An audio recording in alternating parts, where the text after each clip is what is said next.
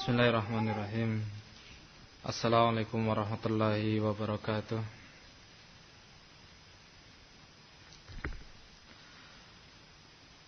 Innal hamdalillah nahmaduhu wa nasta'inuhu wa nastaghfiruh wa na'udzu billahi min shururi anfusina wa min sayyiati a'malina.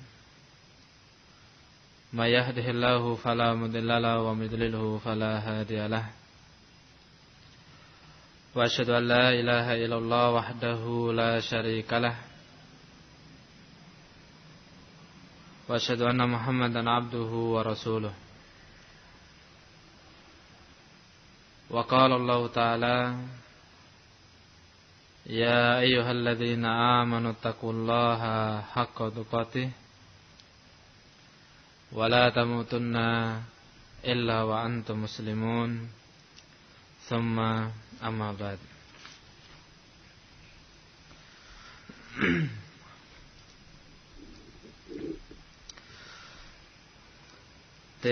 Khotifillah yang dimulakan oleh Allah Subhanahu wa taala. Kemarin kita telah menyebutkan beberapa hal di antara hal-hal yang dibenci untuk dilakukan ketika sholat. Di antaranya adalah duduk eka. Telah kita sebutkan beberapa keadaan yang dibawakan oleh Syekh Ibnu Taimiyah rahimahullah ta'ala. Ada 3 cara duduk eka yang dibenci. Dan dari 3 cara duduk tersebut, satu di situ ada khilaf. Ada sebagian ulama mengatakan makruh dan sebagian lain mengatakan sunnah. Namun kata Syekh Ibnu Taimiyah rahimahullah taala, mayoritas kebanyakan para ulama memandang bahwa duduk itu adalah duduk yang makruh. Tadi yang dititipi untuk mencontohi, bisa mencontohkan kepada yang hadir. Saya pandu dari sini. Yang pertama yaitu menidurkan. Bisa dicontohkan cara duduk yang pertama. Menidurkan punggung kedua kaki, kemudian duduk di atas tumitnya. Jadi duduknya di atas tumit, bukan duduk di atas mata kaki. Kalau duduk di atas mata kaki berarti kakinya agak dilebarkan. Ini duduk di atas tumit. Kedua kaki itu apa? Dirapatkan, kemudian punggungnya ditidurkan ke lantai, telapak kaki tidak menyentuh lantai sedikit pun. Dari ujung kaki sampai ujung tumit, dari ujung jari sampai ujung tumit, telapak kaki tersebut tidak menyentuh lantai. Kemudian duduk di atas tumitnya. Itu yang pertama. Bisa dicontohkan. Dan bagi yang hadir bisa melihat contoh dari duduk yang pertama.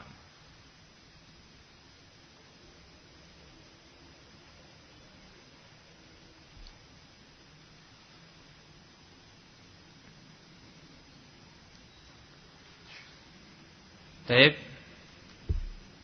Yang kedua adalah yang khilaf. Sebagian ulama mengatakan makruh, sebagian ulama mengatakan sunnah.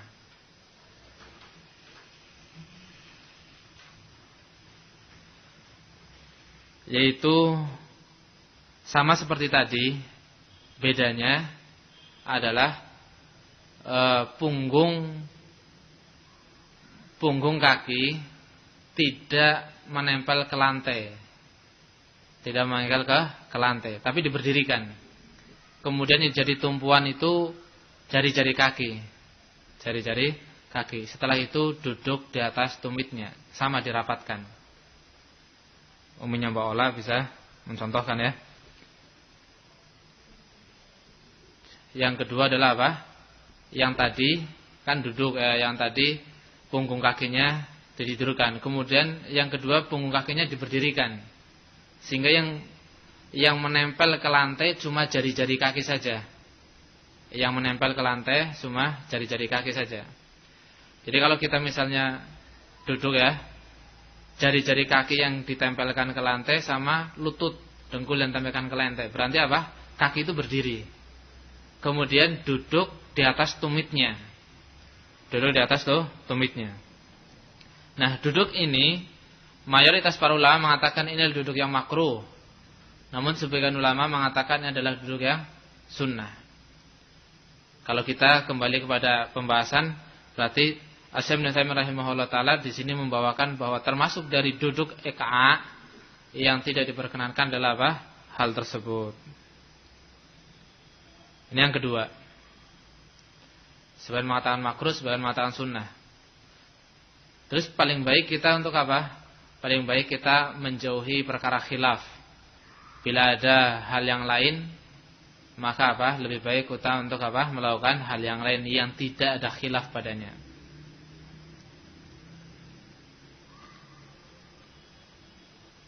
Selesai.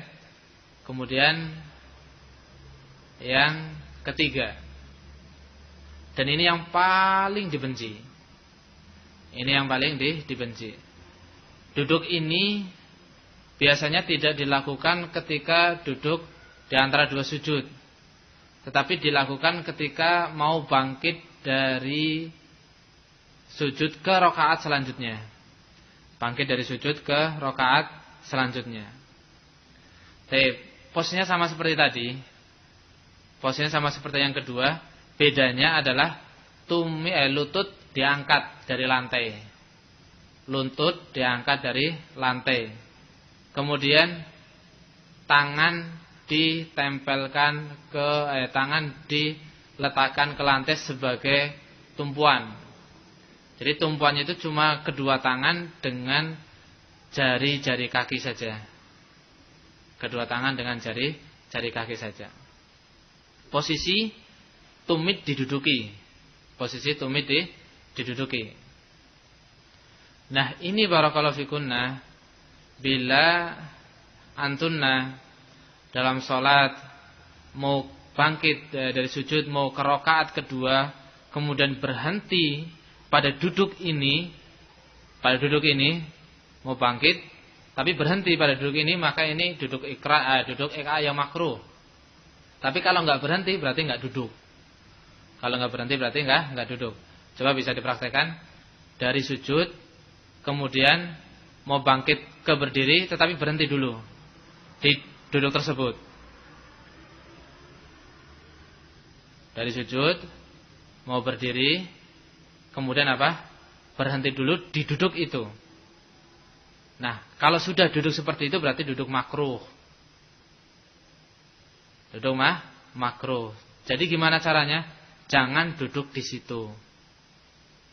Terus gimana? Langsung berdiri.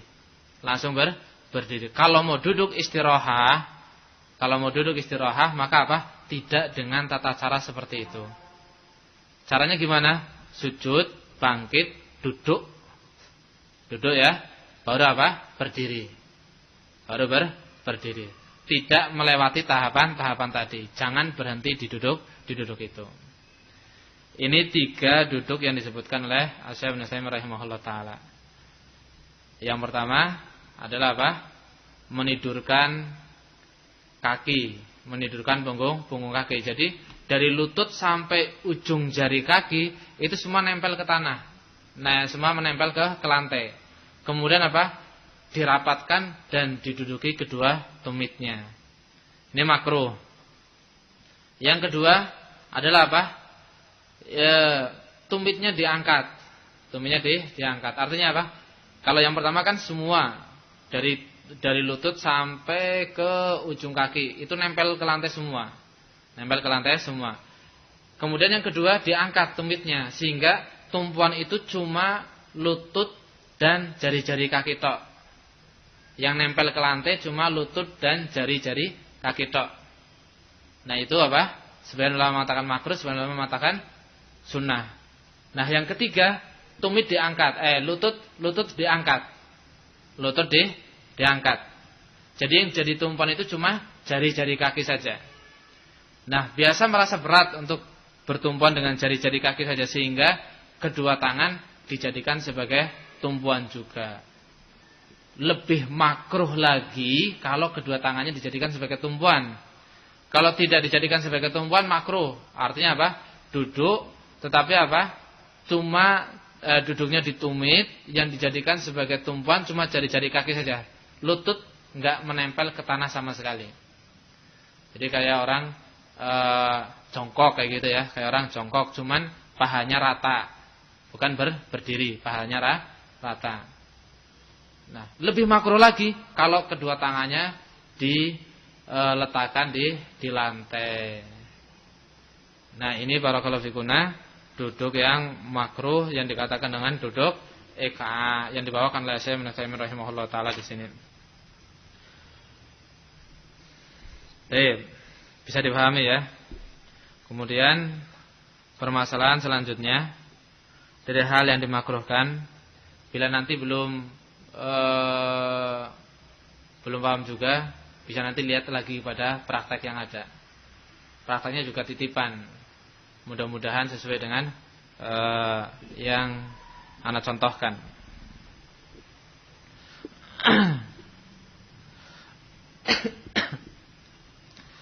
Hal yang dimakruhkan selanjutnya adalah wa yakuna haqinan. Ketika sholat itu dalam keadaan menahan buang air kecil. Menahan buang air kecil. Dalam sebuah hadis bahwa Nabi alaihi salatu wasallam naha 'anis salati fi hadratit ta'am aw wa huwa yudafi'uhul akhbathan. Nabi alaihi salatu wasallam melarang seorang sholat dalam keadaan makanan sudah dihidangkan atau dia menahan dua akhbatan.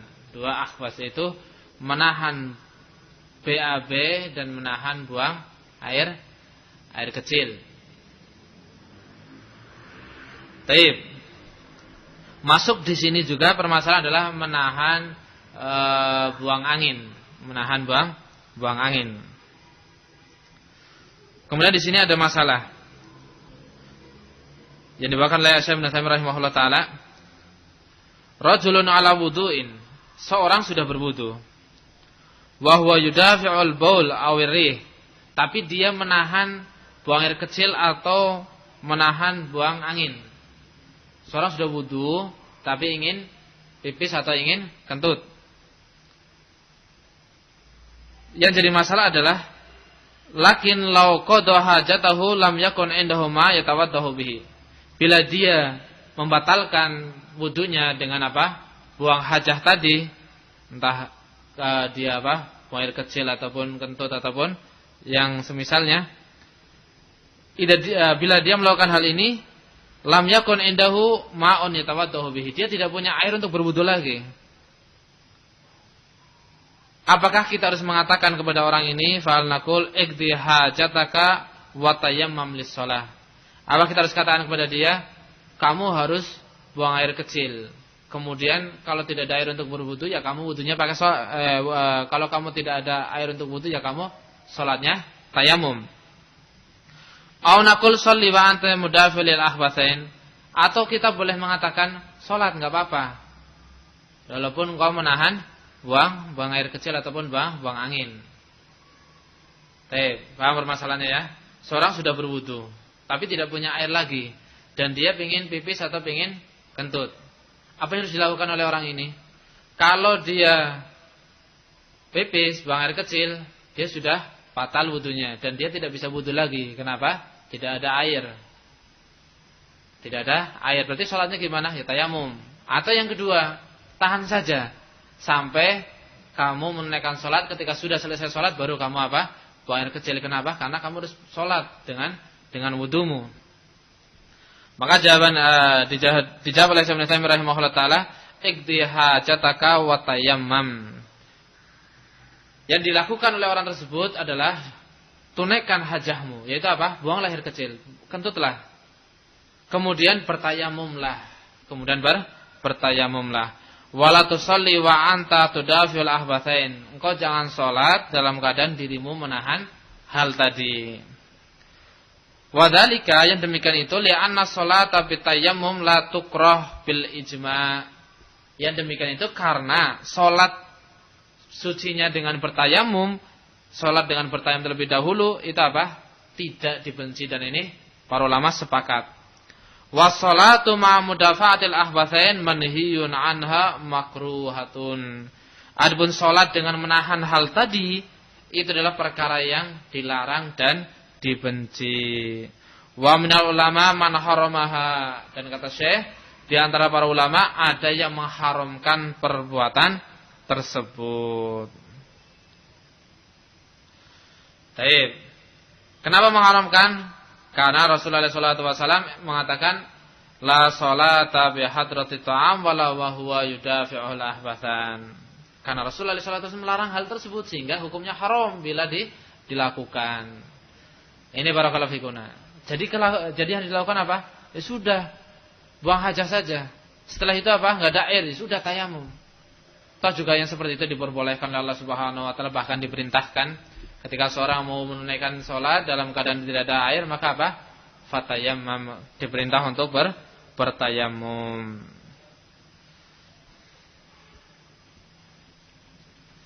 Baik. Permasalahan selanjutnya dibawakan oleh Syekh Ibnu Taimiyah rahimahullah taala. Annahu hakinun wa yasha in qada hajatahu an tafutahu salatul jamaah. Falisalli hakinan liyudrikal jamaah aw yaqdi hajatahu walau fatathul jamaah. Ini barakallahu fikum. Seorang menahan pipis atau menahan BAB atau menahan kentut misalnya. Kenapa dia menahan? Karena dia takut kalau seandainya dia ke belakang, maka apa? Dia tidak mendapati sholat jamaah. Dia tidak mendapati sholat jamaah. Dan kalau dia tetap menahan, dia masih mendapati sholat jamaah. Dia bisa mendapati apa? Sholat jamaah. Ini barakallahu fikum. Apa yang dilakukan oleh orang ini? Kalau dia ke belakang, sholat jamaahnya selesai, bubar. Kalau dia tidak ke belakang, dia dapat sholat jamaah, tapi dia menahan hajahnya. Dia menahan buang air kecil ataupun apa? BAB-nya. Maka kata Syekh Ibnu Taimiyah rahimahullah taala, yaqdi hajatahu wa yatawadda wa la fatathul jamaah li'anna hadza udhrun. Kata Syekh, tunaikan hajahnya. Ke belakang diperintah, kata Syekh, tetap ke belakang, kemudian berwudu walaupun jamaahnya bubar, walaupun apa? Jamaahnya selesai. Kenapa? Karena ini adalah udzur. Karena adalah udzur. Wa idza tara alaihi fi athnai shalah falahu ayufarriqal imam. Dan begitu pula bila hal ini datangnya di tengah-tengah salat, boleh bagi dia pula untuk apa? Yufarriqal imam, meninggalkan apa? Imam ataupun meninggalkan jamaah. Baik. Kalau datangnya lagi sholat misal sholat zuhur 4 rakaat, baru 2 rakaat pingin kentut atau pingin pipis atau pingin BAB, apa yang harus dilakukan? Boleh bagi dia untuk apa? Meninggalkan jamaah. Dan kalau memang apa? Diharuskan, memang sudah sangat apa? Maka tidak benar-benar tidak boleh ditahan. Harus tetap apa? Harus ke belakang. Jangan berpikir tuh sudah 2 rakaat eman-eman, mosok sudah 2 rakaat dibatalkan, kan capek. Ketahuilah bahwa yang diperintahkan oleh Allah Subhanahu wa taala adalah apa? Kita menunaikan salat dengan khusyuk, bukan menunaikan salat dengan apa? Mengeluarkan keringat dingin karena apa? Menahan BAB atau yang semisalnya. Tapi apa? Khusyuk, dengan khusyuk. Enggak mungkin seorang akan khusyuk bila apa? Menahan hal tadi. Terus gimana kalau seandainya pada tahiyat? Lagi tahiyat pingin apa? BAB. Apa yang dilakukan? Kalau memang mengganggu kekhusyuan, ya sudah, mau apa lagi? Loh, tapi kan saya yang sudah 4 rakaat. Sudah 4 rakaat tinggal tahiyat tok. Masa harus dibatalkan? Ya Rasulullah SAW merintahkan apa? Demikian. Beliau SAW menyatakan wala wa huwa yudafil ahbatan, dan dia tidak menahan buang air besar. Taib. Ini yang diajarkan oleh Rasulullah sallallahu alaihi wa ala alihi wasallam. Mungkin terjadi sebuah masalah barakallahu fikuna bila orang ini kalau biasa orang Cilacap bilang anyang-anyangan. Sebentar-bentar pingin pipis, sebentar-bentar pingin pipis. Enggak tahu orang Purwokerto bilang apa. Mungkin sama lah ya. Taib.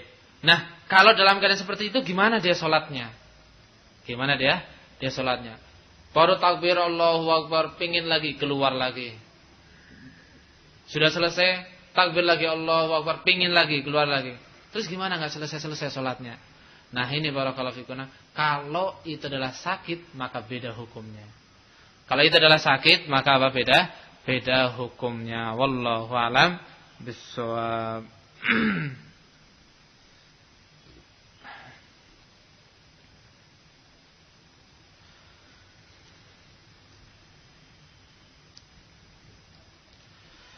Kemudian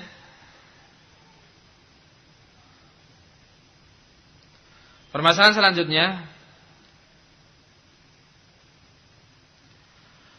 adalah sholat dalam keadaan makanan sudah dihidangkan. Ini bagi para ibu-ibu yang tidak memiliki rewang ataupun pembantu, ini kan biasa memiliki kebiasaan menyiapkan hidangan makanan. Apakah itu waktu siang ataupun apa? Sore untuk makan siang atau untuk makan malam. Nah, di sini tolong perhatikan. Ketika menghidangkan makanan, jangan pas lagi azan kemudian apa? Makanan dihidangkan. Jangan pas lagi azan makanan dihidangkan. Kenapa? Karena Rasulullah SAW mengatakan la sholata bi hadratit ta'am. Tidak ada salat bagi orang yang makanan untuknya sudah dihidangkan. Namun para ulama rahimahullah taala di antaranya adalah Syekh Ibnu Taimiyah rahimahullah taala menyebutkan maksud dari makanan sudah dihidangkan itu harus terpenuhi padanya beberapa syarat. Baik, ai bi hadratit ta'am. Makanan sudah dihidangkan dan dia memiliki keinginan untuk menikmati makanan tersebut. Dia memiliki keinginan untuk menikmati makanan tersebut. Nah, di sini barakallahu fikuna, orang tidak boleh sholat kalau makanan sudah dihidangkan dan dia memiliki keinginan untuk menikmatinya, namun dengan dua syarat. Yang pertama, ayakuna ta'amu hadiran, makanan itu sudah hadir dan memang sudah siap untuk dinikmati. Memang sudah siap untuk dinikmati. Bukan dalam keadaan masih di atas kompor, masih setengah matang, ini sudah dan wah ini kan makanan sudah siap. Loh siap apa? Ini kan sudah bisa dimakan. Kan tinggal matangin dikit lah. Kalau itu belum. Kalau itu apa? Belum. Antakuna nafsuhu tatawwaku aliyya ilaihi. Dia juga memiliki keinginan untuk menikmatinya. Dia juga memiliki keinginan untuk menikmati. Artinya apa? Lapar. Dalam keadaan makanan sudah dihidangkan dan dia ingin makan, maka apa? Tidak boleh sholat dulu. Harus makan dulu. Sampai apakah makannya? Mencicipi tok, sampai kenyang, sampai tidak bisa bergerak, atau sampai selesai jamaah, yaitu menghilangkan rasa penasaran dia dengan makanan tersebut. Oh, saya mau makan dulu. Kenapa? Loh, nanti kalau saya enggak makan habis sama anak-anak ini. Kayak gitu, enggak. Kalau dia memiliki keinginan untuk makan dan makan sudah disiapkan, maka apa? Silahkan makan dulu. Silahkan makan dulu. Namun tidak sampai puas, betul-betul puas. Bila mana ada bisa ditinggalkan, ditunda, maka apa? Sifatnya hilangkan penasaranmu, hilangkan rasa keinginanmu untuk menikmati makanan tersebut, kemudian apa? Tinggalkan dan tunaikan sholat. Nah, ditambah lagi syarat yang ketiga, yaitu wa huwa yakuna qadiran ala tanawulihi. Dia memang bisa menikmati makanan tersebut. Hissi makanannya itu bisa dinikmati syar'an, dia dibolehkan untuk menikmati. Dia diperbolehkan untuk menikmati. Maka apa? Boleh bagi dia untuk menikmati makanan tersebut. Orang puasa misal, orang puasa kan lapar, haus. Kemudian azan asar, sang istri sudah menyediakan makanan sudah terhidang di meja makan. Esnya sudah dihidangkan, makanan hangatnya sudah dihidangkan. Terus gimana? Wah, saya mau nungguin makanan dulu. Saya nggak boleh makan, saya nggak boleh sholat asar nih. Kenapa? Lu makanan sudah dihidangkan, saya nggak boleh sholat asar. Nah, kalau demikian beda. Apa maksudnya beda? Dia nggak bisa menikmati makanan. Dia nggak bisa menikmati apa makanan. Walaupun makanan sudah dihidangkan dan dia juga sangat ingin menikmati makanan tersebut, tapi dia tidak bisa menikmati. Kenapa? Syariat masih melarang dia untuk makan ketika itu. Loh, kok melarang? Iya, karena dia dalam keadaan berpuasa. Waktu buka itu nanti. Ketika apa? Waktu masuk maghrib ataupun ketika matahari sudah tenggelam. Ini kan waktu masih asar. Berarti apa? Diperintah untuk sholat, bukan nggak boleh sholat ketika makanan sudah dihidangkan. Jadi nggak boleh punya pikiran aneh-aneh. Nggak boleh pikiran apa? Nggak boleh punya pikiran aneh-aneh. Makanan sudah dihidangkan, dia di meja makan, dia tertarik, datang waktu sholat asar. Wah, ini saya nggak boleh sholat ini. Loh, kenapa nggak boleh sholat? Loh, makanan sudah dihidangkan, saya memiliki keinginan. Kan kata Rasulullah, sholat tapi hadratit ta'am. Nggak boleh sholat kalau makan sudah dihidangkan. Iya memang, tapi bukan itu keadaannya. Keadaannya kalau kamu boleh menikmati, bisa menikmati. Kalau nggak bisa menikmati ya tetap diperintah untuk apa? Sholat. Baik. Secara hissi juga demikian. Bisa menikmati makanan itu. Bisa menikmati makanan itu. Seorang mau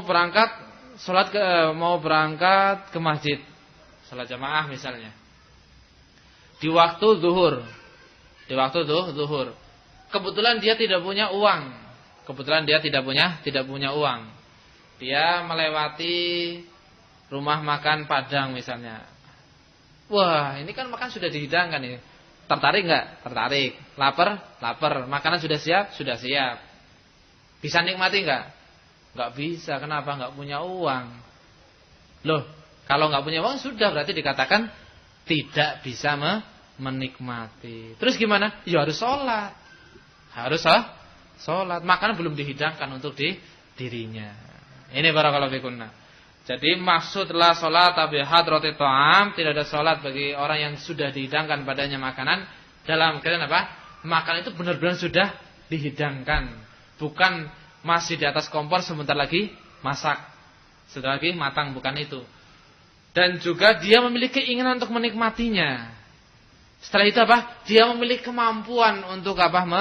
Menikmatinya. Kalau sudah memiliki kemampuan menikmatinya, maka apa? Boleh bagi dia untuk menikmati, tetapi tidak berarti dia harus meninggalkan sholat jamaah. Tidak harus demikian. Kenapa demikian? Karena Rasulullah SAW ketika berbuka puasa, maka tidak langsung menghabiskan makanan satu nampan, satu piring sampai beliau kenyang lah. Beliau mengawali buka puasa hanya dengan apa? Beberapa makanan saja. Sifatnya untuk apa? Menghilangkan rasa penasaran dengan makanan tadi, menghilangkan rasa ataupun apa? Ya semana dengan kalimat itulah, semana dengan kalimat itu, bukan langsung menikmati seluruh makanan yang sudah dihidangkan, tidak demikian. Sehingga walaupun makanan sudah dihidangkan, masih tetap ada kewajiban untuk sholat berjamaah. Terus gimana makanannya? Ya dinikmati, tetapi apa? Hanya sebatas hilangkan rasa penasaran tersebut. Tapi saya kan penasaran, kalau belum 2 piring itu belum hilang penasarannya. Ya kebangetan itu namanya. Masa sampai 2 piring belum hilang penasarannya. Mungkin dengan setengah piring kan sudah hilang penasarannya. Loh, kalau setengah piring itu kan masih tambah penasaran. Tadi enak ini, mau nambah lagi. Tidak demikian, barakallahu fikunna. Tidak apa? Demikian. Sehingga keberadaan kita terkait dengan hal ini, maka apa, kita bisa melihat diri kita. Nah, di sini diperingatkan bagi para ibu-ibu yang hendak menghidangkan makanan, maka perhatikan waktu sholat juga. Kalau waktu makan pagi, nah itu tidak ada kaitannya dengan waktu sholat, kecuali waktu sholat duha. Sang suami mau sholat duha, jangan dipanggil, mas, ini makanan sudah dihidangkan loh. Jangan gitu, tapi apa? Biarkan sang suami sholat duha terlebih dahulu, baru kemudian apa? Setelah itu dipersilahkan untuk makan. Begitu pula waktu makan siang. Waktu makan siang juga demikian diperhatikan. Jangan sudah mendekati waktu sholat zuhur, sudah adzan baru langsung ditata meja makannya. Nanti kan kalau suami sudah tertarik dalam keadaan lapar, maka apa? Sudah kewajiban bagi suami itu menikmati makanan terlebih dahulu, baru dia berangkat ke masjid. Begitu pula ketika waktu makan malam, apakah dihidangkan di waktu maghrib ataupun waktu isya, tetap diperhatikan terkait dengan sholat terkait dengan waktu sholat. Wallahu a'lam bishawab. Ini perkara selanjutnya.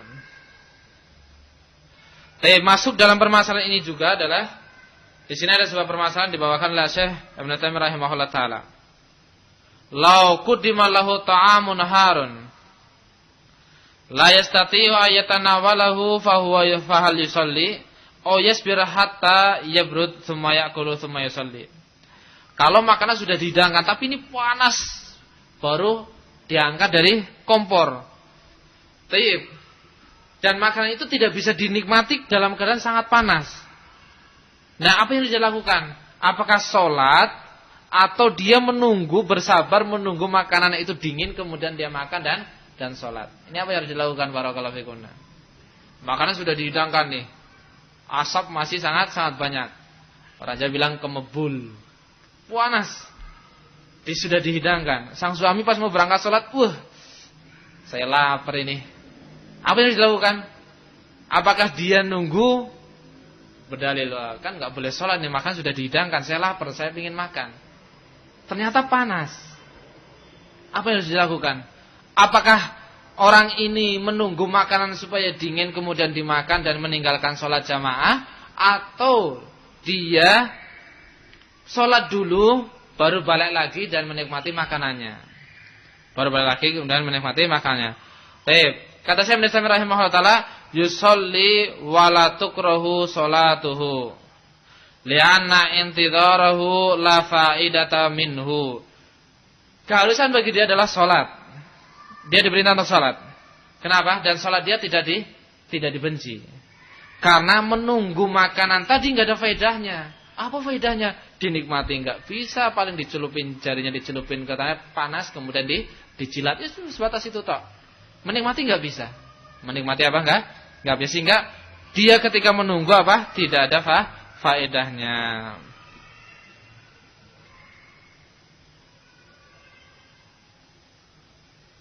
Baik.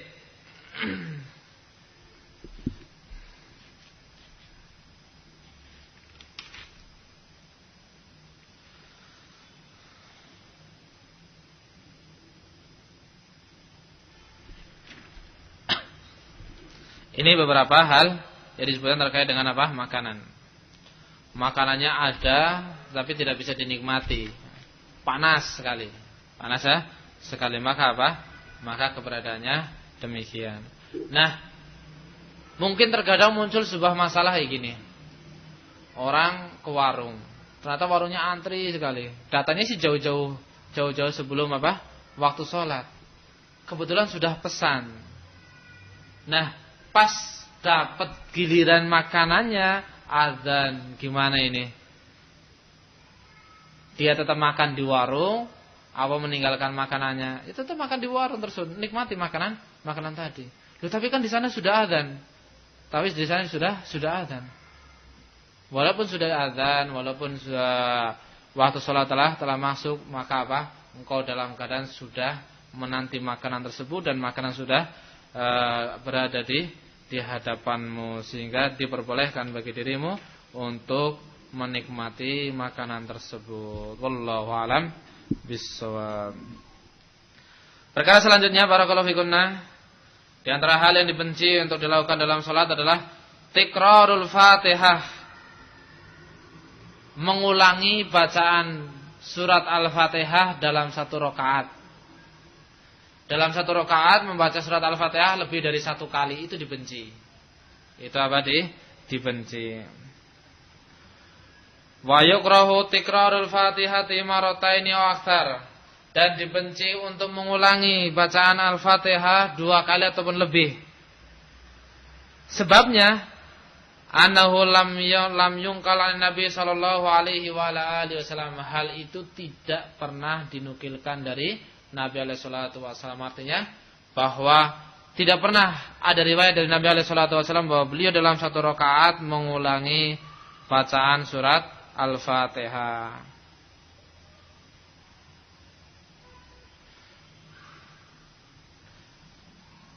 Dan di sini disebutkan bila mengulangi surat Al-Fatihah dan mengulangi surat Al-Fatihah ala wajhi ta'abbud bitikrari la syakka anhu qad atam makruhan.